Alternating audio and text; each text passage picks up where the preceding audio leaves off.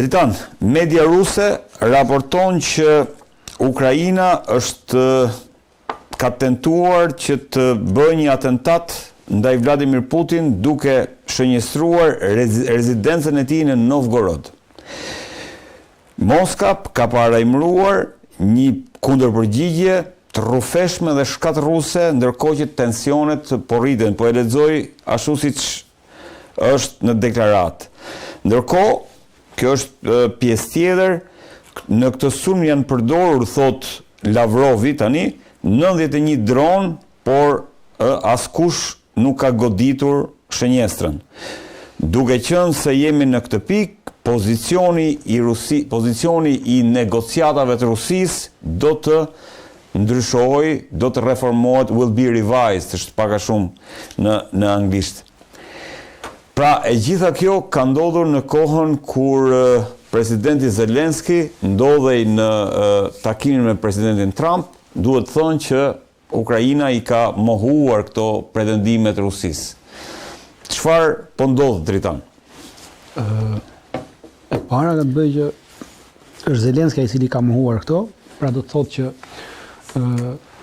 veprimi që ka ndodhur në kohën që Zelenski ishte në bisedime me Trumpin. Pra thotë që veprimet janë bërë pa dijenit të Zelenskit, dhe ky veprim pa dijenit të Zelenskit vetëm autoritet dhe personazhe që kanë kapacitet të bëjnë veprime pa autorizim të Zelenskit dhe pa i marrë leje, dhe veprimet e tilla është vetëm shërbimi sekret i ushtrisë Ukrainës, i cili drejtohet nga Kirill Budanov, i cili është një dorë zgjatur e shërbimit sekret anglez, MI6 dhe CIA-s amerikane. Kirill Budanov. Po. Dhe pa përfshirjen e këtyre të dyjave, ky sulm do të ishte i pamundur. Prandaj element brenda, pra komplet MI6 amerikane, angleze, pra shërbimi sekret anglez, ashtu siç është gjithë qeveria angleze që është në kundërshtim të çdo lloji bisedimi me Rusinë, pra vazhdojnë atë retorikën e tyre të përplasjes me Rusinë në të gjitha format dhe mënyrat, normalisht që janë të përfshirë totalisht. Dhe janë të përfshirë edhe element brenda CIA-s, të cilët normalisht i përkasin asaj krau tjetër të luftës që nuk janë dakord që të shkojnë në bisedime me Rusinë, nuk janë dakord që Ukraina të tërhiqet, pra nuk janë dakord me ato çfarë Trumpi flet ose bën në këto pra dhe në Rusi dhe në Ukrainë kemi palë që nuk janë të interesuar. Jo, nuk thash në Rusi dhe në Ukrainë. Në Amerikë dhe në Angli. Në Amerikë dhe në Angli, po. Jo në Rusi. Po. Në Rusi nuk ka të tilla. Pra aktualisht. Dhe këto kanë bërë këtë veprim për arsye se dronët cilët kanë goditur, pra largësia e goditjes është diku rreth 960 kilometra. Dhe kemi të bëjmë me dron me rrezet gjatë veprimit, po për të goditur për një, pra ajo ku aty afër Shënt Petersburgut është Novgorod, po. Novgorod, dhe duke qenë se njoftimi thotë që kanë kaluar mbi Briansk, mbi territorin e Brianskut, i bre që ata janë nisur nga Kharkivi dhe jo nga Chernogiv, pra është nisur shumë më poshtë, kanë kaluar mbi këtë territorin e Brianskit. Më bie diku rreth 960 kilometra distanca. 960 kilometra? Po, pra i bie dron me rrezet gjatë veprimi, dhe këta dron me rrezet gjatë veprimi mund të fluturojnë, dronët me rrezet gjatë veprimi. Problemi është të godasin objektivin. Duhet të marrin të dhëna satelitore të cilat nuk i ka Ukraina. Pra këto të dhëna satelitore, pra si bëdlla për një objektiv strategjik, dhe për të goditur një objektiv strategjik, ty të duhen të dhëna strategjike. Këto të dhëna strategjike i posedojnë, informacionet i posedojnë vetëm amerikanët dhe anglezët aktualisht. Në krahun e të dhëna strategjike. Të dhëna strategjike. Pse është të dhëna strategjike? Sepse pavarësisht se media e ka paraqitur pra pjesa më madhe, pothuajse gjithë mediat e kanë paraqitur vetëm atë që ata kanë marrë nga rusët, pra vend pushimin e presidentit. Pra ka është një po, ajo pamje pak a shumë që realiteti nuk është i tillë. Pra pavarësisht se ajo se konsiderohet si vend pushimi prezident, në fakt, në Novgorod, kjo qendra e qeverisë është edhe më e madhe se kaq, pra sa shifri komplet, por kryesisht satelitët e mbulojnë të, ka të bëjë me qendrën dhe komandimit. Është qendër për komandim dhe kontroll në rast të luftës nukleare. Është një nga qendrat. Një nga qendrat e komandimit dhe kontrollit në rast të luftës nukleare. Dhe kjo që shihni sipër nuk është asgjë. Brenda në tokë është qytet. Është qyteti i tërë brenda në tokë, që ka të bëjë me komandimin e forcave nukleare. Pra është pjesë e asaj që quhet Trident, pra Tridentit bërthamor. Pra armët bërthamore toksore detare bëjnë Tridentin. Dhe kjo është një nga qendrat komanduese. Pra në momentin që godet këtë, ke goditur një nga këto Tridentet. Pra ke goditur kjo është pjesë e sistemit bërthamor të Rusisë. Po. Pra ky është goditje ndaj sistemit të bërthamor. Dhe pse është goditje? Jo se kjo do të prishte, jo se këta dronë do të prishnin të qytetin brenda nën tokës, do të prishin fortifikimet, jo. Por ama mbi këtë territor ka antena të caktuara, vende të caktuara të cilat transportojnë këto komanda, pra komandat për satelitët, komandat për të gjitha komandat dhe është tentuar të goditet një dhe unë besoj që duke qenë se rusët po shprehin një, pra janë kaq të nevrikosur, kaq më domethënë që ndonjë edhe mund të ketë goditur. Pra mund të ketë goditur ndonjë nga këto antena. Absolutisht, në rast se nuk do të kishte goditur, nuk kishte pse rusët ishin kaq të nevrikosur dhe të reagonin në një mënyrë të tillë. Por ama, kjo goditje nuk mund të bëjë pa Anglinë dhe pa Amerikën. Pra është jashtë çdo lloj mundësie që ukrainasit ta bënin të vetëm të goditje. Nuk i kanë kapacitetet dhe mundësitë. Pra jemi të njëjta gjë nëse mbani mend si vjet kur u goditën avionet bërthamor. Po, me atë që ishin pjesë e tridentit bërthamor, e njëjta gjë, e trekëndshit bërthamor, njëjta gjë është edhe kjo. Pra goditja e një vend komande lufte për raste bërthamore, pra në rast të luftës bërthamore është pjesë e këtij trekëndshi bërthamor të çdo shteti. Pra është njësoj si të godasësh Air Force One, pra avionin Air Force One, që është qendër komandim kontrolli e presidentit të Shtetit Bashkuar të Amerikës. Në doktrinën ushtarake ruse, goditja në doktrinën ushtarake ruse, kjo goditje, edhe si goditja e parë që ndodhi kundër avionit bërthamor, do thotë që rusët kanë të drejtën tashmë të kundërpërgjigjen. Kundërpërgjigjja do vi, ashtu siç ata kanë deklaruar.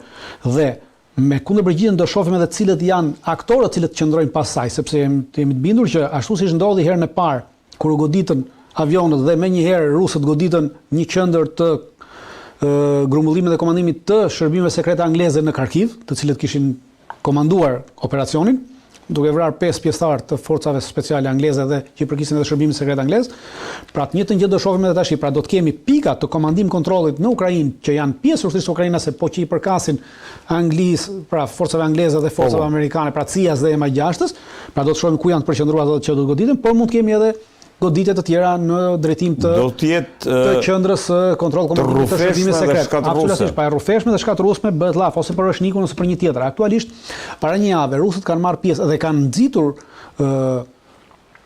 Korenë e Veriut për të testuar një armë balistike hipersonike me rrezet të shkurtër veprimi, në cilën rusët kanë ndihmuar në përgatitjen e kësaj arme. Pra, kjo armë ka qenë quhet Hwasong-11.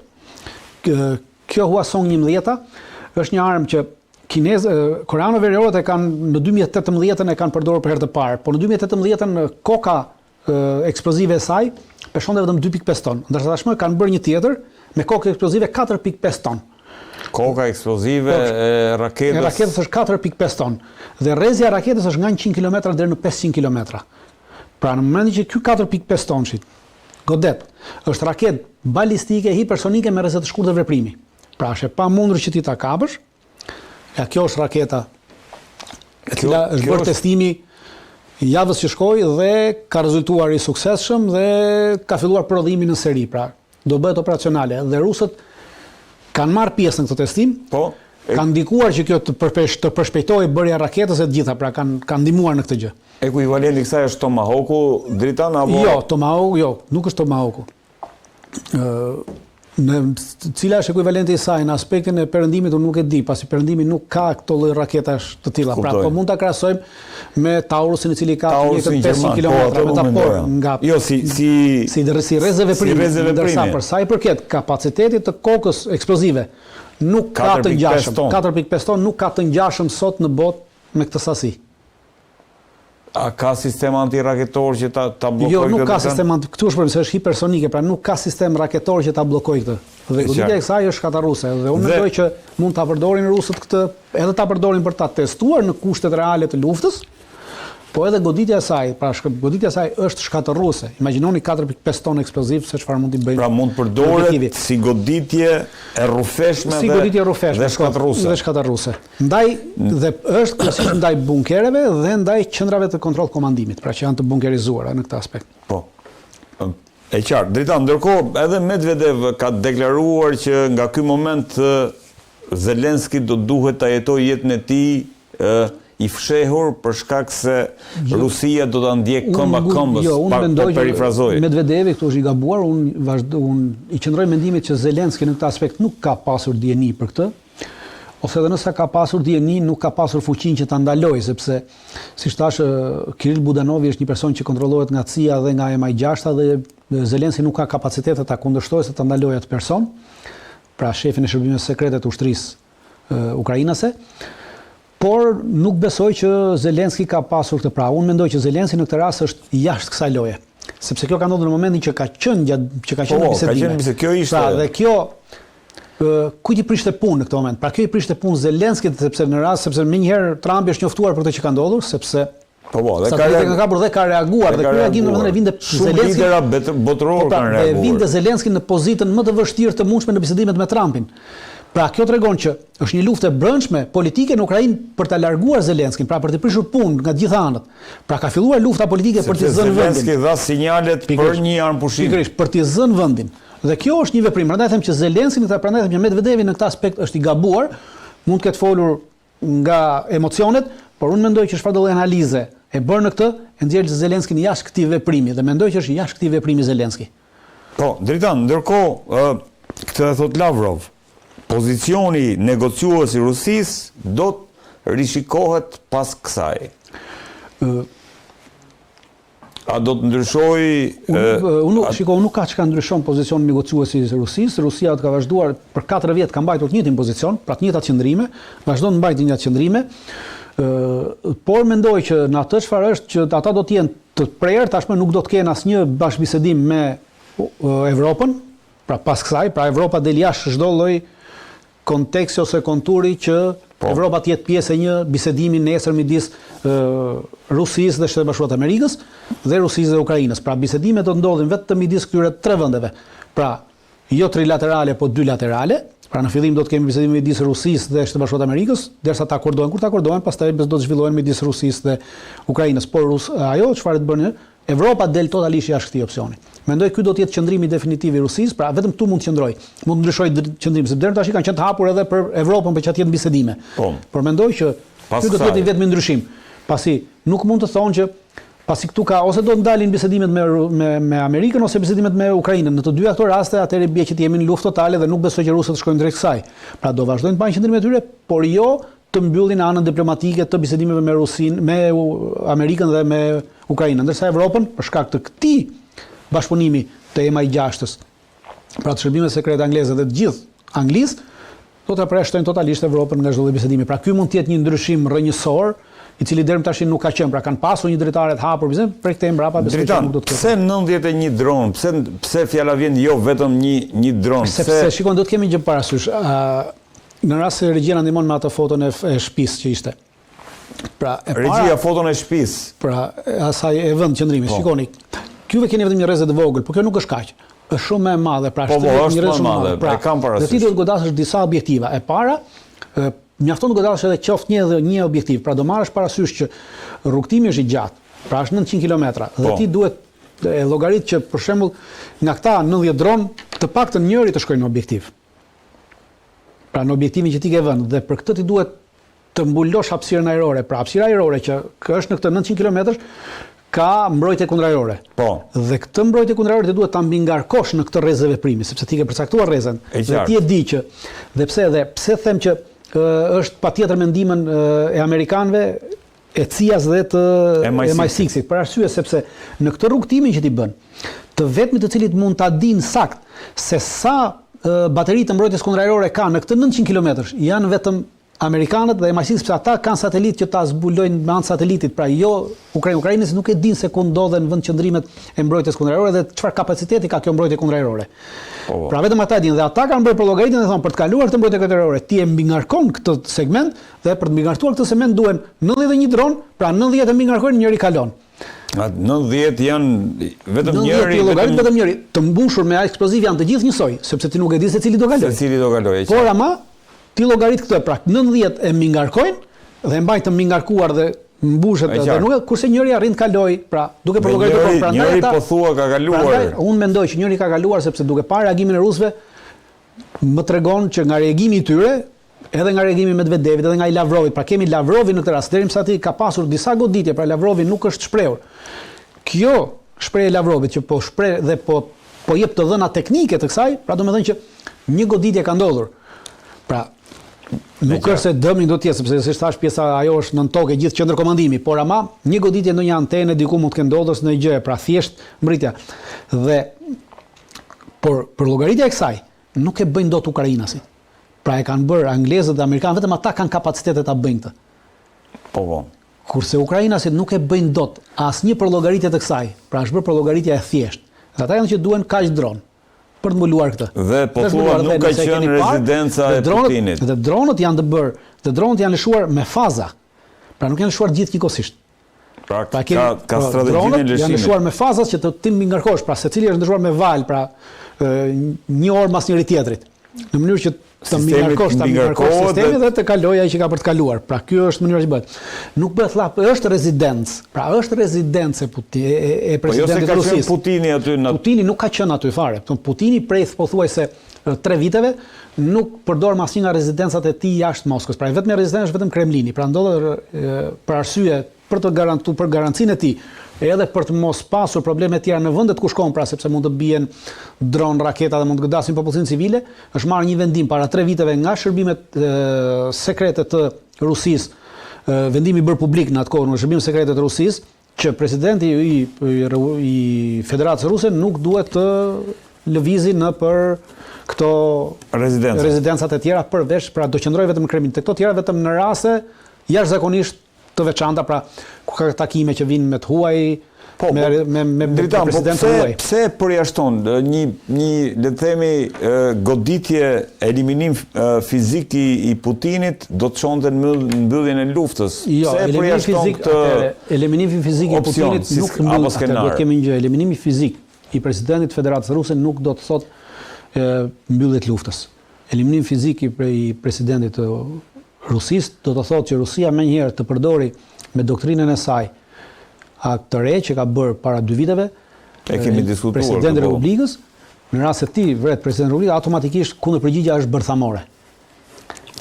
Kundërpërgjigja në rast të një atentati ndaj në rast të vrasjes të komandantit forcave të armatosura që është presidenti i Republikës Federatës, automatikisht përgjigja ruse është bërthamore, pra nuk lë ekuivok ajo, e përcakton qartësisht. Në moment e eliminimit në sekond, në Ukrainë ka armë bërthamore taktike dhe fshin Ukrainën komplet edhe çfarë do, edhe çdo kënd tjetër që ka marrë pjesë në këtë proces. Pse mendon se nuk e kanë këtë projekt? Unë mendoj që ukrainësit dhe anglezët e kanë këtë projekt, sepse këta janë disfatista, pra anglezët në tërësi kanë qenë disfatista dhe duke qenë se anglezët tashmë janë kthyer në një vend të botës së tretë, pra nuk është më, pavarësisht se janë pjesë e Evropës, por janë në një vend të botës së tretë, edhe nga ana ushtarake, edhe nga ana ekonomike, edhe nga ana sociale. Nuk është më ajo Anglia që ka qenë, dhe janë me atë idenë aty që të mbyturit që po ika una pas me, pra idenë që kishte edhe atë që thoshte që e ka shkruar Çajupi i Madh, thotë te sultani, thotë pas me në këtë jetë guri mbi gur mos mbet. Pra duke qenë se neve do ikim për lesh, le t'i vijë edhe gjithë bota pas nesh, se nuk ka pse rrim. Sepse ne jemi, sepse ata e kanë bazuar gjithçka mbi absolutizmin moral. Pra neve jemi vetëm ata cilët jemi më të mirë dhe kemi drejt të jetojmë më vetë, po si ishim neve, s'ka pse të jenë edhe të tjerët. Edhe le të shkojmë në luftë bërthamore. Dritan, ndërkohë si vlerësove bisedat se në Mar-a-Lago ka pasur 2 takime të rëndësishme. Bisedat midis Zelenski dhe presidenti Trump ishte një bisedë deri diku normale, nuk pati, pra Zelenski nuk arriti ato çfarë ai kërkonte të arrinte. Trumpi kishte një vendimarrje tjetër, pra tregonte që Trumpi kishte informacione reale kësaj radhe. Kam tani tha se përndryshe më vonë Rusia mund të marrë dhe më shumë. Kishte informacione reale dhe konkrete nga terreni, pra kjo tregon që një pjesë e shërbimeve sekrete amerikane ka filluar të jenë nën kontrollin e presidentit, pasi deri para ca kohësh nuk kanë qenë në kontrollin e presidentit, pasi të gjitha shërbimet sekrete shisnin pralla, pra sikur Ukraina ishte fituese në këtë luftë deri tash, por kjo tregon që ka ndryshuar këndvështrimi dhe qëndrimi, dhe duke ndryshuar këndvështrimi, është rritur njohuria, dhe me rritjen e njohurisë është e vërtetë ajo që thotë Trumpi, që në rast se nuk ndalet tashmë, më mbrapa do të jetë shumë e vështirë dhe problemi është që më mbrapa ti humbet ato çfarë ke tash për negociata, pra ato kushte që ti mund i kesh tash ti. Pra ti mund të kesh disa favorizime tash për shkak të gjendjes së terren. Pra ti kontrollon disa pjesë terrenit, kontrollon një pjesë të Donbas, nuk e çon, kontrollon një pjesë Zaporizhës, një pjesë tjetër, pra ke akoma zona të fortifikuara për të cilat duhet luftojmë. Për shembull, një nga zonat e fortifikuara që është kryesore aktualisht që ka mbetur është në Donbas, është një zonë e Slavjanskut përtej, është zona më e fortifikuar që kanë aktualisht ukrainasit është digon një gjatësi 50 km, ndodhen 3 qytete në të, përveç është zonë e fortifikuar, ekstremisht e fortifikuar, tepër e fortifikuar, ka të bëjë është edhe një zonë me mbrojtje natyrore, pasi në të kalojnë 5 lumej të ndryshëm dhe mbrojtja natyrore, pra pengesat natyrore, të kësaj do janë të jashtëzakonshme. Paralushme. Ka edhe këneta në të, ka edhe pyje rreth e rreth. Pra, është një zonë për të cilën aktualisht rusët kanë filluar të bëjnë veprime rreth kësaj zone dhe kjo do ndryshojë edhe taktikën dhe operacionet e luftës në të ardhmen në të tilla zona, sepse nuk di se si do të kalojnë këtë zonë. Pra, është shumë interesante për të parë dhe në rast se vazhdojë të luftë, unë jam i bindur që pa 6 muaj rusët nuk mund të kalojnë këto pengesa dhe të arrijnë të marrin të paktën njërin nga këto qytete në këtë trekëndësh. Dhe të kemi parasysh që është një trekëndësh midis 3 qyteteve dhe ky trekëndësh midis 3 qyteteve parafshit 2 qytete janë paralel, një qytet është më mbrapa. Ky qytet që është më mbrapa është më i ngritur në anën gjeografike, pra që diku rreth 200 e diçka metra i ngritur mbi nivelin e detit, më lart me këto dhe komplet fortifikimet në këto 3 qytete janë bërë të nëndheshme. Pra, në momentin që vjen ndihma ose logjistika në qytetin e parë, asgjë më nuk kalon mbi sipërfaqen e tokës, gjithçka është poshtë, me trupa, me logjistikë, me gjithçka. Prandaj do të jetë shumë vështirë dhe minimalja. Ku ishte kjo dritan se duhet ta kemi hartën në Donbas. Në Donbas. Po, është Matan Kupianskut, pra sapo kalon Kupianskun dhe Siverskun. Unë harrova emrat e tyre 3 qyteteve, kërkoj falje. Pa problem. Dhe jo është tjetra që për ta parë gjën më mirë. Po, kjo është tjetër më mirë. Pra, Sloviansk Kramatorsk, është edhe një tjetër këtu. Pra, është ky Sloviansk Kramatorsk, këto janë kryesorët dhe kjo zona këtu, komplet kjo zona këtu. Kjo këtu është një rrezë kaq për 50 kilometrash. Pra, kjo është baza kryesore për të marrë Donbasin. Pra, ky 50 kilometrash. Dhe ky 50 kilometra dhe pas këtij 50 kilometrashi nuk ka më zona të merret ajo që është përcaktuar. Po sepse Donbasi është deri këtu, pra shihni Donbasin. Pra, kjo e pengon përparimin e forcave ruse. Në rastin që në momentin që kjo thyet, kjo bie, nuk ka më zona të fortifikuara dhe pengesa që të ndalin forcat ruse për të arritur deri në kufirin administrativ Donbasit. Dhe siç e shihni, forcat ruse janë ndalur këtu dhe kanë filluar këtë rrethimin xhepi sepse është e pamundur që ta sulmosh dhe ta marrësh të. Për këtë, por edhe kjo ti jeni bindur që pa 6 muaj nuk mundet të vinë forcat deri në këtë aspekt që ta rrethojnë. Pra minimalja duhet 6 muaj dhe prandaj Trumpi thotë që në këto momente ti ke mundësi, pra ke karta që ti të bisedosh. Në momentin që të humbet ti s'ke asnjë kartë të bisedosh. Pra nëse ulesh në tavolinë pas kësaj, ti s'ke çfarë mban. Pra këtu është gjithë problemi me saj, me vazhdimin e luftës. Këtu ke çfarë negocion. Me vazhdimin e luftës ti humbet mundësinë e negocimit në tavolinë. Pra e qëndrimit në negociata. Pra e ke më të vështirë të negociosh sepse terreni nuk ta detyron. Pra ajo çfarë tregon terreni është. Dritan, ndërkohë në fakt do doja ta vazhdonim prap këtë çështje, po e kemi pak kohën e limituar sot. Ka qenë dhe Netanyahu në Mar-a-Lago, takimi paralajmëruar, dihet se çfarë ka kërkuar, është shprehur sigurisht çështja kryesore ka qenë çështja e fillimit fazës 2 në Gaza, pra çarmatosja e Hamasit. Trump ka ripërsëritur të njëjtat deklarata. Kemi situatën me Iranin, me raketat balistike të Iranit. Gjithashtu bëhet fjalë dhe për F-35-at me të paktën kemi lexuar.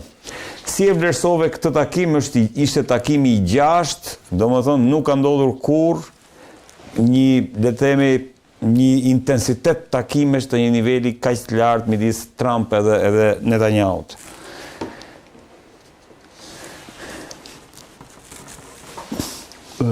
Takimi midis Trumpit dhe Netanyahut për çështjet e Gazës, kryesisht, pra fillim për çështjet e Gazës, është një ajo çfarë ata deklaruan, çfarë bën, është folën sikur të ishin 2 perandorët, të cilët përcaktojnë se çfarë do të ndodhi me jetët e njerëzve. Pra tregoj atë edhe një herë, qartësisht u pa fashizmi zionistë, ai zionisti anglosakson.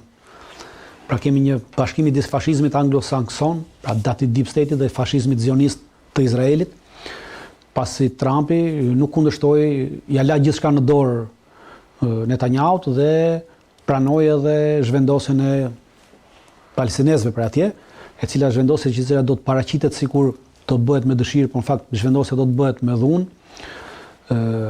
Dhe në këtë zhvendosje, pra në gjithë të lojë janë Shtetet e Bashkuara të Amerikës të angazhuara, pikërisht është i angazhuar Trumpi në këtë genocid që ndodh në Gaza dhe në këtë pastrim etnik që ndodh në Gaza. Dhe ky pastrim etnik do ndodhi për arsye se aktualisht para një jave Izraeli njofi shtetin e Somalilandit. Po. Pra dhe kjo u bë me angazhimin e amerikanëve në 14 mars të këtij viti, Shtetet Bashkuara të Amerikës i kërkonin Somalilandit që të pranonte refugjat palestinez në Somaliland dhe ata e kushtëzuan që ministri i jashtëm atëherë i Somalilandit deklaroi që ne mund ta bëjmë këtë vetëm në këmbim të njohjes. Pra është një skenar. Është skenari i vetëm, nuk ka skenar, është skenari i vetëm. Pse është skenari i vetëm? E para për dy arsye.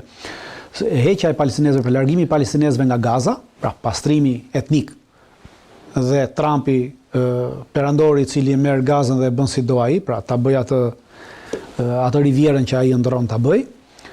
Dhe e dyta, vendosja në Somaliland, pra vendosja e palestinezëve në Somaliland. Çfarë të bëj?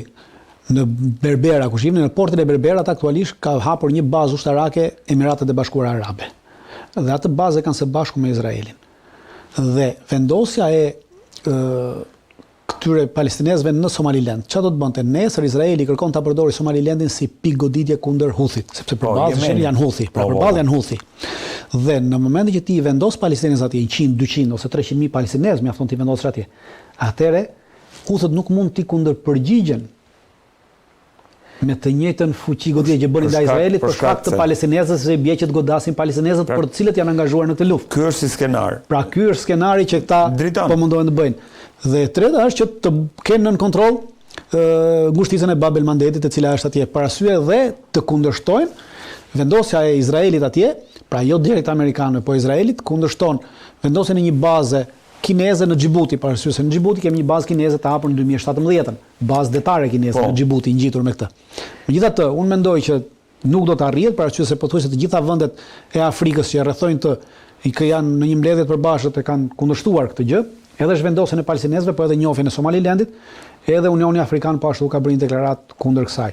Është një skenar. Plus kemi një përplasje para 2 ditësh, ka filluar një përplasje e madhe midis Arabisë Saudite dhe Emirateve të Bashkuara, po në Yemen, në anën e Yemenit, në cilët kontrollohet po sipër, ku Emiratet e Bashkuara kanë sulmuar para 2 ditësh një anije me armatim që shkarkonte armatim cilin e kishin sjellë Emiratet e Bashkuara Arabe për forcat e tyre, për disa forca ushtarake që kontrollojnë pjesën tjetër të Yemenit sipër dhe që kanë pretendime ndaj territorit saudit. Po ndahen ato në 2 shtete, është rreziku i ndarjes, por jo, do fokusohemi një ditë edhe tek ky moment dritan, pra për çështjen e Gazës do të vazhdojmë pas çarmatosja e Hamasit dhe interesi i tyre është çarmatosja e Hamasit dhe në këtë janë duke lozur rolin sikur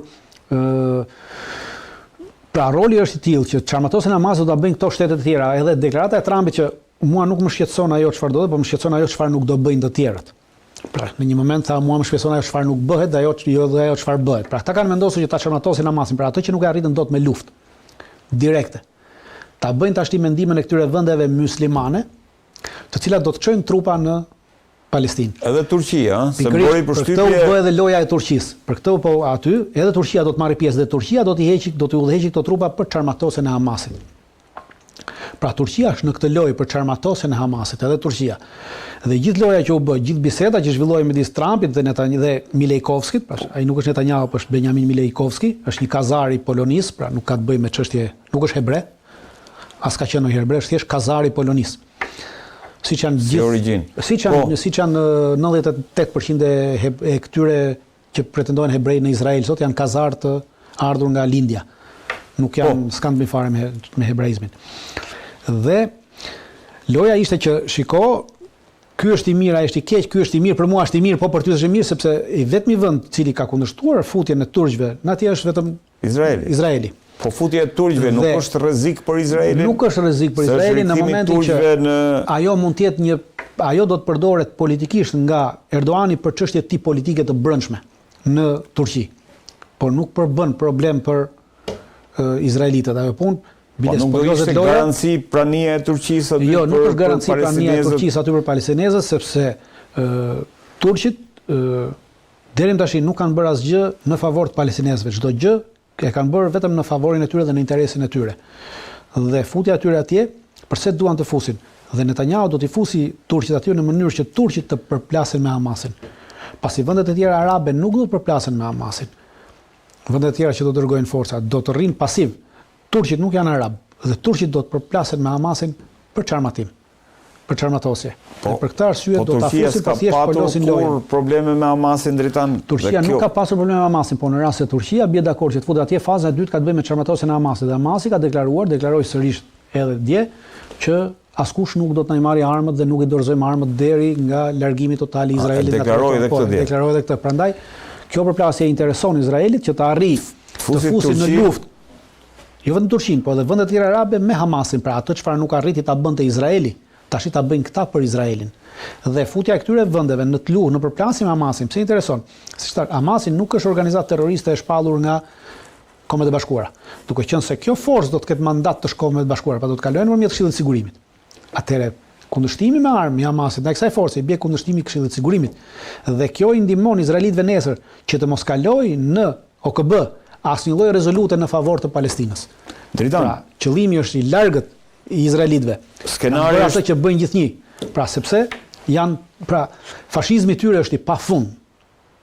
Dritan, në lidhje me Iran. Për sa i përket Iranit, për herë të parë ka ndodhur që një president amerikan përcaktohet edhe kundër sistemit raketor të Iranit. Pra, deri më sot gjithë president amerikan, pavarësisht se kanë qenë pro-Izraelit, pavarësisht se kanë përkrahur Izraelin, deri më sot qëndrimet e tyre kanë qenë të tilla që po ne jemi dakord, po jemi kundër programit bërthamor iranian. Pra vetëm për programi bërthamor. Trumpi ka bërë ndryshimin, ka thënë programi bërthamor dhe sistemi raketor, i cili po vazhdon të zgjerohet dhe po të ndërtohet. Pra ka bërë në të dyja dhe kjo do të thotë që në një kohë të shkurtër, sërish ata do ta sulmojnë Iranin.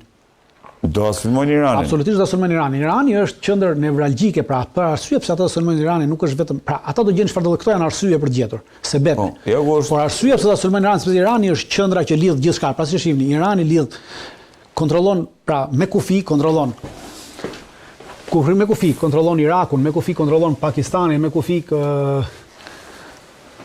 kontrollon detin e Zi, kontrollon Turqinë. Pra është lidhja që bëhet me Azin juglindore, lidhja që vjen nga Kina, lidhja që vjen nga Rusia, nga qendra e Azis, lidh me Azin perëndimore, lidh me Afrikën. Pra Irani është gjithë qendra që kalon. Dhe plus është vendi i katërt në botë për rezervat natyrore të naftës dhe vendi i dytë në botë për rezervat natyrore të gazit. Vendi i dytë në botë. Po, për rezervat natyrore të gazit. Plus të gjitha rrugët detare kalojnë në Iran, pra Mushtica Hormuzi, Persik, ku kalon 20% e naftës botërore që nxirret nga Iraku dhe kalon këtu, pra. E qartë, e qartë. Pra të gjitha rrugët tregtare kalojnë këtej. Pra të gjitha rrugët tregtare toksore kalojnë në Iran, kontrollon detin Kaspik. Këtu dhe kontrollimi i detit Kaspik do të thonë që ti të kontrollosh edhe Rusinë nga mbrapa. Pra, Irani ka qenë jetëve jo vetëm sot dhe rrëzimi i qeverisë Iran dhe marrja e Iranit nga një qeveri vasale, kukull, do të thoshte që ti të kontrollosh. Do ta diskutojmë. Nëse Irani vazhdon me raketat balistike dritan, po thua tashmë Shtetet Bashkuara të Amerikës do të detyrohen ta godasin sipas qëndrimit, unë mendoj që ata do ta godasin. Por duke menduar, pra ajo çka ata mendojnë është se ata e kanë dobësuar Iranin. Unë mendoj që nuk e kanë dobësuar Iranin. Ka filluar protestat, ëh? Regjia duhet i kemë. Ato nuk janë protesta, ajo ndodhi vetëm një ditë ajo protestë, ishte dita për arsye se ndodhi një problem, pra u bë zhvlerësimi i monedhës së tyre në bursë, ja kjo është protesta që ka ndodhur në Iran. Në rast se kjo quhet një protestë masive dhe që bllokon dhe që rrezon qeverinë. Po ka dhe pamje, duhet të kemi edhe pamje të tjera. Kjo është protesta që ka ndodhur dhe edhe kjo protestë është nxitur edhe kjo protestë është nxitur nga Mossadi, për arsye se Mossadi izraelit në faqen e tij në X në gjuhën farsi ka bërë thirrje gjithë iranianëve që të dalin biles tashmë. Pahlavi kishte bërë deklarata. Pahlavi dhe Mossadi thirrjen e ka bërë haptazi duke thënë që ju ftojmë të dilni në rrugë, për arsye se edhe neve jemi me juve aty në rrugë.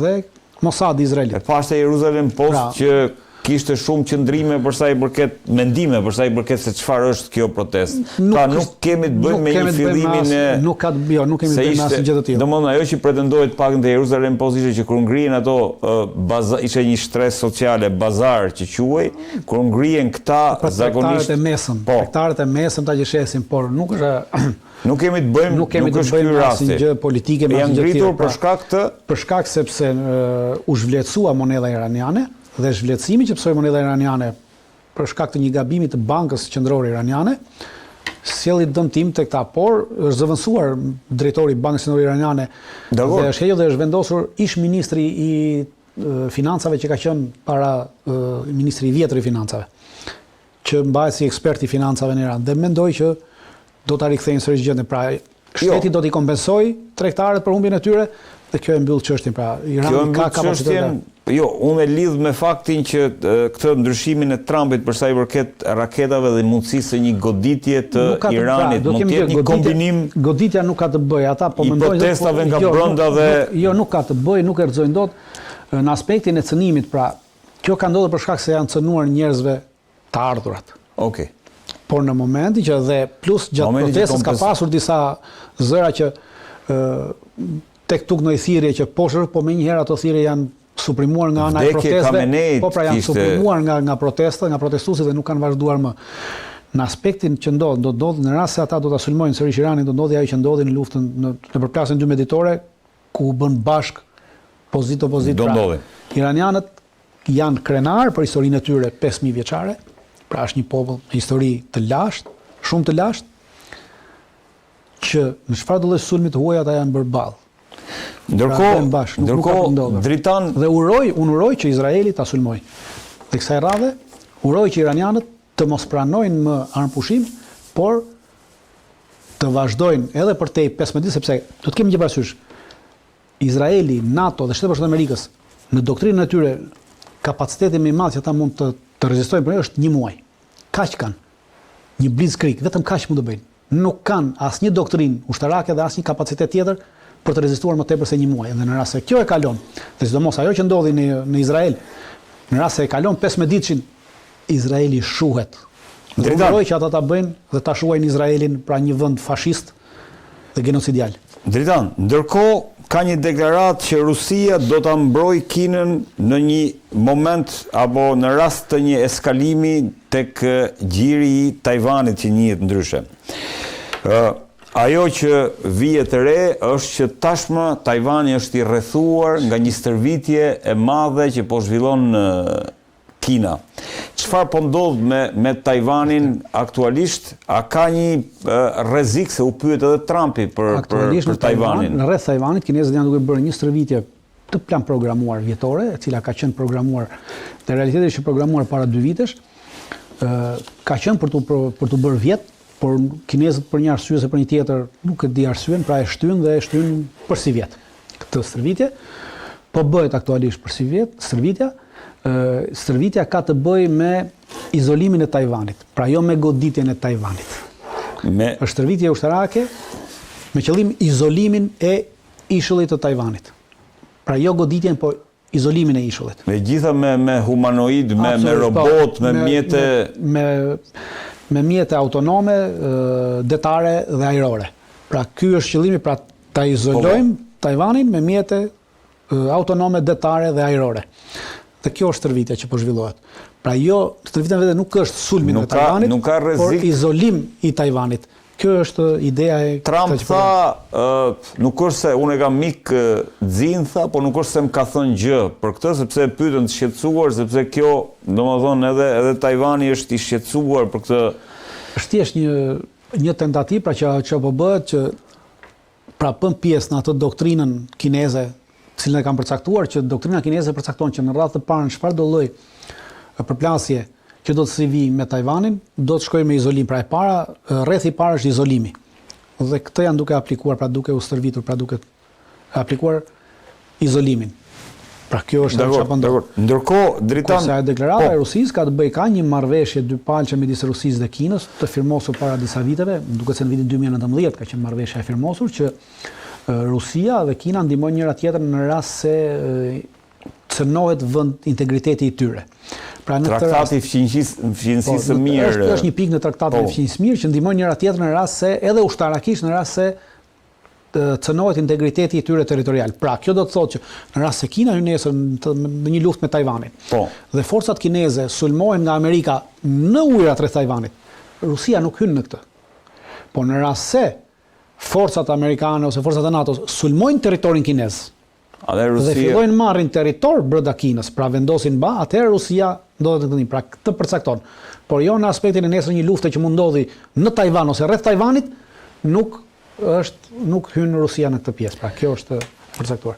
Ndërkohë thuhet dritan që koha perfekte që Kina të sulmojë Tajvanin do të sipas Pentagonit lidhet me momentin kur anijet, le të themi, amerikane do të sulmojnë Venezuelën, apo ushtria amerikane do të sulmojnë Venezuelën.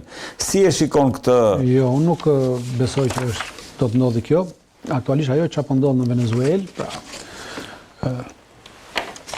mund të ketë zhvillime të interesante në Venezuelë për shkak të një vendimi që ka marrë Maduro para 2 ditësh.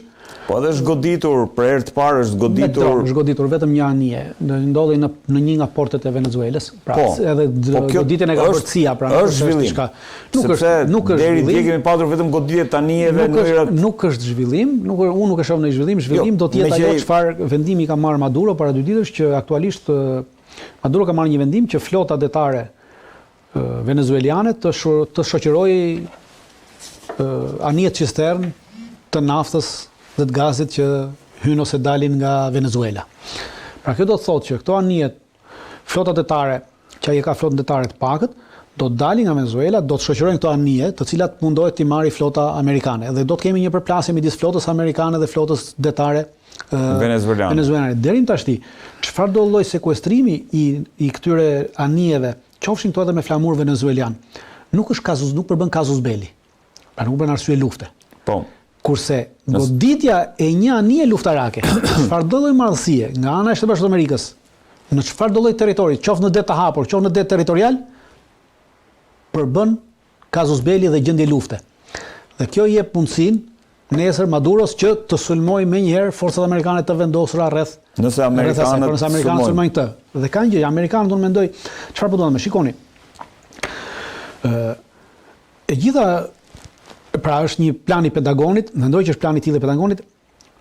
Aktualisht amerikanët e pan fuqinë ajrore dhe raketore të Kinës. E pan në konfliktin midis Pakistanit dhe Indis. Po. Pra I pan dhe I kapën kapacitetet. Duke qenë se Pakistani është aleat I Shtetit Bashkuar të Amerikës. I kanë marrë në detaj kapacitetet kineze ajrore dhe raketore në këtë rast. Ajo çfarë atyre ju mungon sot dhe ju duhet patjetër që të dinë. Sepse përmendëm Tajvanin. Në Tajvan do të kemi një luftë amfibe detare. Aktualisht në lindjen I vetmi vend I cili ka totalisht kapacitete amfibe, ushtarake, të fuqishme, kineze, është vetëm Venezuela. Pasi prej vitit 2015 deri më sot, flota detare kineze ka pajisur flotën detare venezueliane dhe marinën venezueliane me kapacitete amfibe, me dronë amfib, me raketa detare, me anije detare, ka stërvitur forcat e tyre totalisht. Dhe këtë kapacitet nuk e njohin amerikanët. Prandaj, do mundohen ta mësojnë dhe në momentin që mësojnë këtë, marrin një pjesë të dienisë të kapaciteteve dhe mundësive të luftës nesër në përballje me Tajvanin. Prandaj mendoj që kjo përplasje do të ndodhi, pra nuk do të kemi një pushtim të Venezuelës për të pushtuar Venezuelën sepse nuk do të ky momenti që nuk është ky moment. Kur SBA futet këtu Kina të nuk është ky moment sepse SBA nuk ka tërhequr forca nga ishujt rreth Tajvanit që ka atje në zinxhirin e parë dhe zinxhirin e dytë të ishujve që ajo I përcakton. Dhe nuk do të hyjë Kina në këtë për të marrë Tajvanin fare. Pra, ajo çfarë Kina gjithnjë ka në plan saj nuk e ka në plan ta marrë Tajvanin me forcë, ka në plan ta marrë Tajvanin me blokadë, pra jo me forcë. Prandaj është edhe kjo stërvitje. Por Venezuela bëhet për këtë arsye për të kuptuar dhe studiuar kapacitetet e një lufte amfibe dhe një rezistence amfibe në rast të një tentatimi për të hyrë nga brigjet, pra si mbrohet marina, si lufton marina, si mbrohen brigjet, sepse ka të gjitha ato kapacitet kineze. Është vetëm në mënyrë që ta mësoj. Ideja është për të hapur Dritan 3 fronte, se thotë sekretari i NATO-s Mark Rutte paremron që lufta në Europë dhe tensionet në Tajvan janë shumë të lidhura me njëra tjetrën. Pekini vëzhgon me kujdes Ukrainën dhe çdo lëvizje kundër Tajvanit do ta çojë dhe Rusin ta eskalojë situatën drejt Europës duke ndërtuar kështu një skenar me 2 fronte për NATO. Ajo çfarë thotë Rutte, pra e gjitha çfarë thotë Rutte, ka thënë në fund Rutte e mbyll me atë çfarë është kryesorja. Pra po ta lexosh deklaratë e Ruttes, thotë në fund fare. Prandaj thotë Rutte në fund fare e mbyll me një fjali. Duhet që të investojmë në industrinë tonë ushtarake. Pra Rutte këtë, gjithë qëllimi është që të krijohet ideja e frikës. Okay. Dhe qëllimi është kjo vetëm fjalia e fundit, të mbyll fjalinë, që në cilën mbyll fjalimin Rutte. Mendon që Rusia dhe Kina nuk e kanë këtë skenar, Dritan? Se është skenari Rusia nuk ka ndërmend të sulmojë Evropën, nuk hyn në xhep Evropa dhe nuk thuhet Evropa. Kina nuk e sulmon Tajvanin, vetëm e bllokon. Pra ideja e kinezëve është ta bëjmë bllokad Tajvanin. Pra izolon nga gjitha anët dhe ti s'ke ç'a bën. Pra dikur do japësh komarë, pra kjo është e gjitha, pra është çështja e izolimit, pra nuk funksionojnë në aspektin më të sulmohet. Thjesht izolim, pra rrethim izolim, kjo është ideja që funksionon sot në këtë luftën moderne, pra nuk ka më përballje të direkta. Prandaj edhe amerikanët këtu vetëm gjë që do bëjnë tentativë pra për të shpëruar një sulm dhe për të parë kapacitetet e rezistencës, kapacitetet amfibe, të cilat dhe mbrojtjen e një Bregdeti, si funksionon mbrojtja e Bregdetit në këtë rast, dhe cilat janë kapacitetet amfibe detare të Venezuelës, cilat janë totalisht kineze në këtë rast. Pra këtë duan të shohin. Pra nuk kemi në vetvete një pushtim të Venezuelës. Është e pamundur dhe largëmend, nuk mund ta pushtosh Venezuelën. Pra Venezuela është sa 3 herë Iraku. Një vend me kapacitet sa 3 herë Iraku. Për të pushtuar Irakun ndodhen 600.000 forca. Aktualisht amerikanët kanë vetëm 50.000 forca. Pra vetëm rrështimi i forcave dhe gjeografia, pra çdo kush që duhet marrë parasysh kur ti shkon për një vend, e para merr gjeografinë. E dyta kjo gjeografi sa njerëz do. Pra nuk ka mbledhur ato kapacitete. Pra kapacitetet janë të tilla vetëm sa për të sulmuar një segment të një fronti për të parë reagimin tënd. Pra ushtarak. Dritan, shkojmë pak tek Kosova, besoj kemi kohë mjaftueshëm për ta diskutuar dhe rezervova në fakt kohë. Si e lexove rezultatin e zgjedhjeve në Kosovë? Shiko, rezultati i zgjedhjeve, pavarësisht se Kurti fitoi ligjërisht, pra ligjërisht dhe elektoralisht ai është fituesi. Por fitore morale nuk ka. Pra fitore morale nuk ka askush, as në Kosovë me sistemet elektorale të cilat funksionojnë dhe janë aktuale, qoftë në Shqipëri, qoftë Kosovë, qoftë në të gjithë botën, mungon fitoria morale. Për arsye se aktualisht për shembull Kurti erdhi në pushtet, pra e fitoi vetëm me 21% të votave. Pra 21% të votuesve, të atyre me drejt vote, ja dhanë votën Kurtit, pra vetëm 420 diçka mijë vota, mori 430.000 vota, nga 1.999.000 votues. Pra është sistemi votues. Pra sistemi është i tillë, sistemi ty ta heq mundësinë e fitores morale, pra ti nuk je fitues moral, po je fitues ligjërisht, sepse sistemi është i tillë që për aq sa marrin pjesë, me ai që merr shumicën atyre që marrin pjesë. Përballë atyre që dhe fitore morale nuk është, fitore morale pra bëhet llap për zgjedhjen në cilën marrin pjesë gjithë ata me drejt votimi, pra merr pjesë një popull. Dhe ti merr vetëm ata që morën pjesë. Pra kjo mungon fitoria morale në të gjithë, jo vetëm në Kosovë. Ku duash në gjithë botën funksionon e tillë. Në të gjithë botën. Po ndash Kosovë, ndash Shqipëri, ndash Amerikë, ndash Rusi, ndash në Kinë nuk vëmë, se Kinë nuk votojnë, s'ka nevojë, tondi. Është edhe por po trim Kosovë. Këtë dhe ishte e paremruar absolutisht që fitoria do të vinte, pra unë personalisht nuk kam pasur dyshim që fitoria dhe e kam theksuar disa herë edhe në fitoren e parë që pas fitore ishte edhe ajo e shkurtit. Pra ai fitoi por se nuk bënte dot, pra zgjedhjet i fitoi, pastaj bën apo se bën dot qeverinë është diçka tjetër, është proces tjetër. Po zgjedhjet i fitoi Kurti. Por tani më. Dhe edhe atëherë kam thënë që edhe në zgjedhje në rast se do të ketë zgjedhje të ardhshme, opozita duhet të ishte bashkë. Pra opozita e veçuar e ndar copa siç hyri nuk e mund të dot Kurtin. Vetëm të bashkuar mund ta mundë dhe ai sërish fitoi për shkak të mungesës së kundërshtarit. Pra Kurti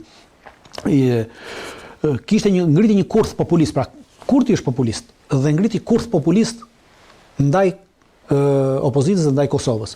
Ndaj gjithë zgjedhjeve në Kosovë.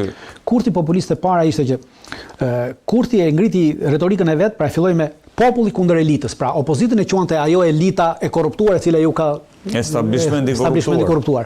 Pra populli kundër elitës, pra unë përfaqësoj popullin kundër elitës. Ky është koncept populist. Pra unë jam përfaqësues i popullit kundër kësaj elite. E dyta çoj te çështja e antikorrupsionit. Antikorrupsionin ai e përcakton si identitet moral. Pra ne jemi kundër korrupsionit, por realisht edhe në 4 vitet e para, edhe në këtë vitin që ishte qeverisës, nuk e përcaktoi korrupsionin si një çështje teknike. Pra cilat janë masat që ti merr ndaj korrupsionit, cilat janë hapat që ti ke marrë sepse ti ke qenë 4 vjet në qeveri. Pra cilat janë rastet e korrupsionit që ti ke premtuar para se të vijë në qeveri para 5 viteve dhe që ti i ke çuar gjitha këto që ke premtuar në tubime, si ke çuar asnjë në gjykat. Pra s'ke bërë asnjë. Pra teknikisht nuk nuk bëri asnjë veprim ndaj korrupsionit, por e ngriti atë në një identitet moral. Pra unë po vi për të sulmuar korrupsionin dhe ky u krijua një idea morale që unë jam i moralshëm. Pastaj çoj te sovraniteti kombëtar.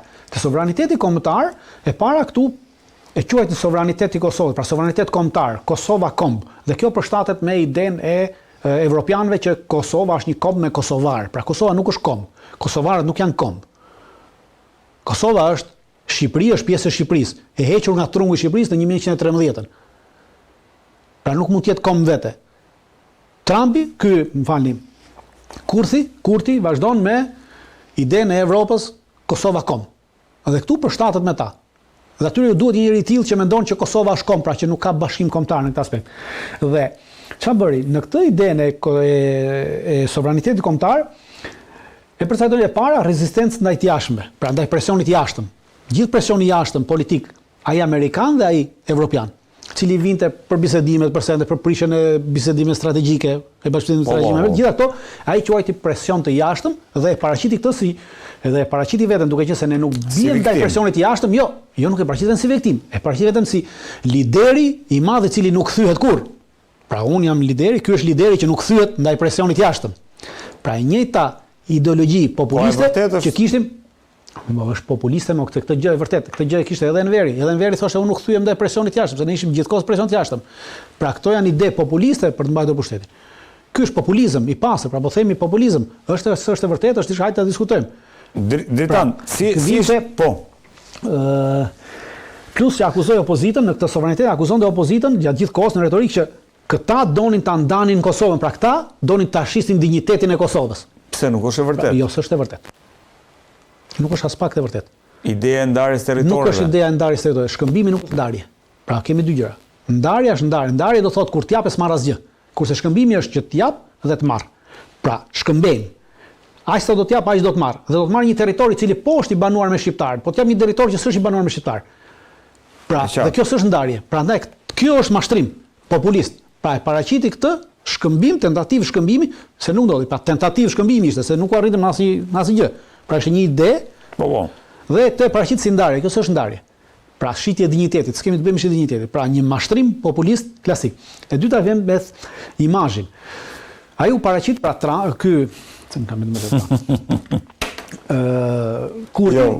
Kurti në imazhin e tij, pra e paraqit imazhin si një person i cili pavarësisht se është në qeverisje, pavarësisht se kryeson qeverisje, në shkretari kësaj qeverie, ky s'ka lidhje me qeverisjen. Pra ky flet sikur më qenë në opozit. Retorikën e ka si opozitar, por në fakt është në qeverisje, pra unë s'kam lidhje me qeverisjen. Kjo është ideja e tyre populizmit. Pra distancon vetveten nga qeverisja, njësoj siç ky joni që ashtu që distancon vetveten nga hajnia. Pra këta hajnat dhe ka marrur në, po unë s'di çfarë bëjnë ta, s'kam punë me këta, tonë ti. Nuk është përgjegjësia ime. S'është përgjegjësia ime, tonë ti. Ky mbron dhe s'është përgjegjësia ime. Kur ti e mbron hajnin. E njëjta gjë është edhe ideja e Trumpit, e Kurtit. Pastaj vjen te thjeshtësimi i çështjeve serioze. Pra, kemi dy gjëra. I atyre çështjeve shumë të rëndësishme për Kosovën. E para është ekonomia, dhe ai thjeshtëson çështja e ekonomi, pra nuk ka bërë asnjë veprim për të rritur ekonominë në Kosovë, për të përmirësuar ekonominë në Kosovë, dhe këtë ja vë fajin e ka korrupsioni, pra ata që vodhën, ata hajdutët, ata e kanë sepse është korrupsioni i tyre vazhdon akoma dhe ndaj ekonomisë, pra e thjeshtëson. Ekonomia nuk rregullohet sepse është korrupsioni. Para. E dyta bën atë çështje ndërkombëtare, pra marrëdhënie ndërkombëtare. Prishjen e marrëdhënieve ndërkombëtare thotë është presion i jashtëm. Pra nuk është fajin, është presion i tyre. E kanë ata fajin, thuajt, se kam una. Po thot sepse domethënë akuzohet destabilizues. Në rast se hym të gjitha. Ndërkohë që destabilizuesi është Serbia. Jo, më nuk është destabilizuesi. Destabilizuesi në këtë rajon, në Kosovë, destabilizuesi është Albin Kurti në Kosovë. jo në rajon. Në Kosovë destabilizuesi është Albin Kurti, sepse Albin Kurti nuk është pronar i Kosovës, është menaxher i Kosovës, ka marrë votat për të menaxhuar Kosovën dhe çdo lloj veprimi që ka të bëjë me çështjet e integritetit dhe sovranitetit territorial të Kosovës janë pjesë edhe të opozitës që është në parlament, dhe jo vetëm të Albin Kurtit, dhe nuk mund marrësh ti vendime të njëanshme, të cilat cënojnë edhe gjithë pjesën tjetër që ty nuk të ka votuar, sepse si thash 20% ke marrë, pra 80% tjetër ti nuk mund t'i përjashtosh sepse ka marrë dhurën këtu. Pra nuk funksionon në këtë aspekt qeverisja. Qeverisja është çështje kompromisesh. Populizmi është çështje rezistence. Pra ky edhe në qeverisje bën populizëm, sepse populizmi nuk të lejon ty të bësh asnjë kompromis, sepse në populizëm çfarë do lloj kompromizmi quhet tradhti. Dhe ndaj ka edhe këtë retorik, që neve nuk përkulemi ndaj tuajve. Pastaj ka bllokim institucional. Po kështu e kishte edhe moton ai. Dhe pastaj vim te bllokimi institucional. Bllokimi institucional është faji i opozitës, sepse këta janë kundër vullnetit të popullit. Po ky vullneti i popullit ishte 20%, nuk ishte 80%. Pra këtu jemi. Pra ti e komplet gjithë atë dhe thua këta janë kundër vullnetit të popullit. Pra fajin e ka opozita për bllokimin institucional. Ndërkohë që ti je në qeverisje. Ti mund t'i japësh rrugë këtij bllokimi. Pastaj vjen lidhja direkte emocionale, pra populizmi tjetër është pjesë lidhja direkte emocionale që ai bën me votuesit, që krijon me votuesit. Kjo është aftësi ta bësh të lidhje direkte emocionale, sepse jo, gjithë populizmi nuk është dobësirë, po them populizmi është aftësi, po është populizëm dhe është i dëmshëm për neve. Pra ky populizëm nuk bën qeverisje, nuk sjell qeverisje të mirë populizmi. Duhet të jesh gjeni që ta kthesh populizmin në qeverisje. Komunikimin me votuesin. Po, ajo, edhe këtë e bën përmjet gjuhës të identitetit kolektiv ai. Dhe për çdo gjë thot, gjithnjë flet me ne, pra neve, ne, jemi ne populli, pra përfaqëson veten te populli, ne populli dhe ata elita, pra e ndan, thot shteti ynë, pra gjithnjë flet shteti ynë, pra shteti është i yni, nuk është i tyre, i elitës, s'është më i tyre, ata elita, ata opozita, s'është shteti i tyre, shteti ynë ky. I neve, i të rinjve, dhe lufta i jon. njerëzve të pakorruptuar. Pra dhe thot lufta jon. E dyta, kjo lufta jon, pra lufta është e jona. Luftë. Cila është lufta këtu? Për cilën bëhet luftë? Luftë ndaj opozitës? Cila luftë? Luftë ndaj kujt? Luftë ndaj shqiptarëve brenda? Që ke? Pra këtë koncepti. Lufta ndaj të shkuarës dhe të armës. Kjo sjell delegitimimin e opozitës. Dhe ç'a bën? Mashtron me aspektin që të rinjt ju drejtohet tyre të rinjve, duke thënë që këta elita juve ju la jashtë vendimarrjes. Pra në këto 20 vjet që ata ishin pushtet, juve nuk ju përfillën. Por ama pse nuk u përfillën? Sepse pse edhe këtu është një mashtrim klasik. Këta të rinj që sot votojnë Kurtin, në periudhën e luftës dhe në periudhën pas luftës, pjesa më e madhe e tyre nuk kishin lindur, kurse pjesa e mbetur ishin fëmijë. Pra s'kishin lidhje me atë çfarë ndodhte rreth e qark këtyre. Tashmë ata janë rritur dhe janë ndëri. Dhe por tashmë që arritën thotë këta ju lanë juve jashtë. Po fëmijët e sotëm të thuash kush i lë jashtë. Pra janë fëmijë, nuk kanë qenë ose s'kan qenë fare, s'kan lindur. Pra Kurti e përdor këtë si narrativ për treguar që këta nuk ju duan juve, prandaj duhet votojmë kundër tyre. Pra është gjithë një populizëm dhe si thash përfitojnë për shkak se në krahun tjetër nuk ishte. Pra çfarë bën? Opozitës i mungoi. Kjo është ajo pyetje që kishte. Opozita kishte mungesë alternative. Pra mungesë alternative vinte të një personi të caktuar. Pra ti ke përballë një populist, i cili është i aftë nga ana retorike, dhe ti duhet t'i nxjerrësh ti personit përballë një tjetër. Opozita nuk e kishte këtë. Pra opozita doli secila dilte me një figurë, doli një figurë dhe të thoshte që ne nuk shkojmë. Pra ne nuk bëjmë koalicion, por ama në rast se neve arrim të fitojmë, pra me gjitha votat që bëjmë neve bashk, nesër dali më shumë se sa Kurti, ne do bëjmë koalicion qeveritar. Pas zgjedhjeve dhe në këtë koalicion kryeministri do jetë filani. Pra duhet kishin një individ. E qartë. Kjo ishte një mungesë alternative. Pra duhet kishte një portier. Në port s'kishte portier. Porta pa portier. Porta pa portier. Po pa fuqi e opozitës është dritan. Prandaj po them, prandaj fitoi, them. Kishte mungesë kohezioni opozita. Pra, çfarë fliste njëra opozit, çfarë fliste një parti opozit nuk fliste tjetra. Pra kishin kohezion, kishin mungesë programi të përbashkët. Kishin mungesë linje të përbashkët kundër Kurtit. Pra s'kishin asnjë linjë të përbashkët, e cila fliste për hesab vetit. Pra totalisht. Kishte mungesë të programit të qartë politik në të treja partitë opozitës. S'kishin program të qartë politik se çfarë do bënin me çështjen, çfarë do bënin me Shtetet Bashkuara të Amerikës, në marrëdhënien me Amerikën, çfarë do bënin në marrëdhënien me Evropën, çfarë do bënin në marrëdhënien me Serbinë, çfarë do bënin në marrëdhënie me Shqipërinë. Pra nuk kishte asnjë konkrete diçka që ne do bëjmë këtë, se kjo është prishur, këto ta bëjmë, këto ta bëjmë kështu, këto ta bëjmë kështu. Pra kjo është një marrëdhënie që pra nuk kishin një program të qartë, as vetë nuk ishin të qartë, edhe sot nuk janë të qartë, po të pyesësh çfarë do bëni nesër me Shqipërinë. Nuk po them me Serbinë me Evropë, por me Shqipërinë çfarë do bëni? Hiç asgjë, nuk kanë dieni se çfarë duhet bëjnë ata me Shqipërinë. Në marrëdhënie me Shqipërinë. Prandaj kishte po këto janë dobësi të rënda, po pikërisht janë dobësi të rënda dhe vazhdojnë dhe nuk është kishin mungesë të adresimit, pra mungesa kryesore e adresimit e këtyre ishte ndërmjet politikës, sepse Kurti përdori një politikë moralizuese. Pra gjatë gjithë kohës, që kur ka ardhur në pushtet, e deri më sot vazhdon me atë politikën moralizuese, që neve jemi morali, këta janë e keqa, neve jemi më mira. Dhe opozita dështoi ta adresonte këtë politikë moralizuese të Kurtit dhe të shpjegonte qytetarëve thoshte kjo politikë moralizuese është thjesht mashtruese, është një politikë thjesht për të marrë pushtetin personal, asgjë më tepër. Kaq. Pra opozita dështoi. S'është faj Kurtit që është një opozitë që është faj, pra mos po them që është faj Kurtit, nuk po them që është Kurti fajtor pse erdhi në pushtet. Ti nuk je fajtor pse erdhi ti në pushtet, pse do votuan njerëz. Ne s'po flasim për të, ne po flasim pse erdhi Kurti në pushtet. Pra Kurti erdhi për shkak të populizmit, cilin e sqarova pikat kryesore të populizmit që Kurti I ka bazë të tillë dhe mbi këto e ka ngritur diçka, dhe për shkak se opozita kishte dhe shpjegova ku mungonte opozita.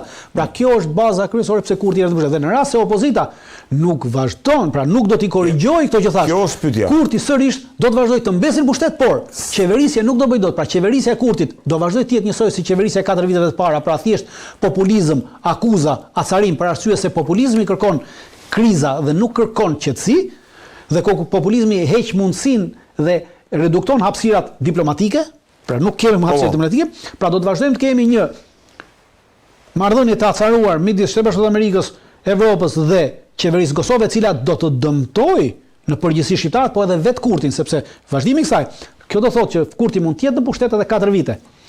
Në rast se do shkojë edhe 4 vite, në rast se opozita do të është pyetja. Po, sepse vitin që vjen kemi zgjedhjen e presidentit. Pra I mbaron afati në prill të vitit që vjen, afati I presidentit I mbaron dhe Kurti do t'i vendosi këta sërish në pozita moraliste, ku do t'i thotë që në rast se nuk jeni prezent, sepse I duhet korumi me 80 veta. Pra në rast se nuk jeni prezent, jeni kundër Kosovës. Dhe do t'i vendosi në dilemë, në rast se këta nuk janë prezent. Atëherë shkohet në zgjedhje të përgjithshme, në zgjedhje të reja të përgjithshme, po në zgjedhje të reja të përgjithshme, po në zgjedhje të reja të përgjithshme, Kurti do ta përdori të njëjtën mashtrim që përdori me Glau Konjufcën. Pra e acaron situatën dhe ju dha Glau Konjufcën. Këta nuk e pranuan Glau Konjufcën për kryeministër dhe Kurti atëherë I tha pjesës popullit, këta nuk e kanë me mua. Këta e kanë me qeverinë e Kosovës, këta duhet bllokojnë institucionet e Kosovës. Faj Kurtit këtu. Mirë, pra nuk po flasim për fajin e Kurtit, o burri dhe tash. Mos e kalon në këtë aspekt më burr, mos më bësi. Tash po. Jo, unë po të them tani që tash nuk po flasim, ne po flasim çfarë unë po të shpjegoj se ti po jo, dobësia e opozitës. Po nuk po them prandaj po shpjegoj që opozita duhet të bëjë këtë që po them. Pra, opozita nuk duhet bjerë sërish në kurthin e Kurtit. Opozita duhet në momentin që vjen momenti për të zgjedhur president, opozita duhet dali me një figurë për president, pra të ofrojë një figurë për president që jo përbashkon opozitën, po përbashkon popullin e Kosovës në atë figurë dhe e vë Albin Kurtin në pozita denigruese dhe në pozita të veçanta moraliste, sepse në rast se ti I propozon për president e Republikës Lulzim Jasharin të zëllafin, të birin Adem Jasharit, pjesëtar në luftën shqiptare të Kosovës, një nga personat e parë që është stërvitur në Shqipëri. Pra, baza dhe një person I cili ka sakrifikuar familja e tij është baza e kësaj Kosove që kemi sot. Sakrifica e familjes së tij dhe në rast se ti e thua Kurtit që nesër unë propozoj këtë si opozitë, atëherë Kurtin ti e vë përpara një dileme moraliste. Çfarë të bëj dhe në rast se Kurti nuk pranon, atëherë shkojmë zgjedhje të përgjithshme, por në këto zgjedhje të përgjithshme më pas nuk I fiton dot Kurti sepse I ka humbur morali, sepse ti mund ta përdorësh që ky zotëria ishte kundër UÇK-s, kundër familjes së Jasharit, kundër Kosovës. Dhe ti e shkataron Kurtin. Pra opozita në rast se nuk e gjen rrugën që I ka humbur në obor të shtëpisë, Kurtin e kanë në pushtet jo 4 vjet, po edhe 8 vjet tjera.